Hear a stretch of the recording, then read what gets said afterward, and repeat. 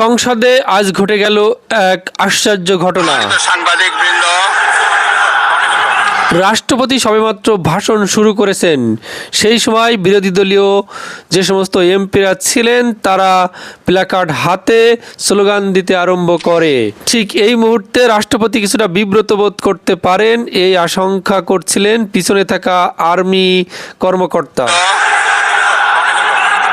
রাষ্ট্রপতি কিছুটা বিব্রত বোধ করতে পারেন, এই আশঙ্কায় পিছনে থাকা আর্মি কর্মকর্তা রাষ্ট্রপতিকে বললেন, আপনি কন্টিনিউ করেন।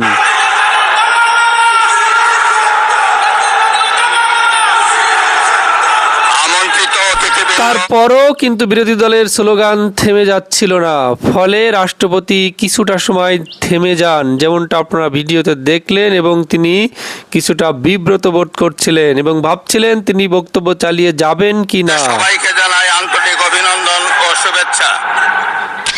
রাষ্ট্রপতি আবারও কিছুটা বিব্রত বোধ করলে পিছনে থাকা আর্মি কর্মকর্তা তাকে কন্টিনিউ করার জন্য বললেন, কিন্তু রাষ্ট্রপতি বক্তব্য চালিয়ে যাবেন কিনা কিছুটা বিব্রত বোধ করে কিছুটা সময় চুপ হয়ে থাকেন।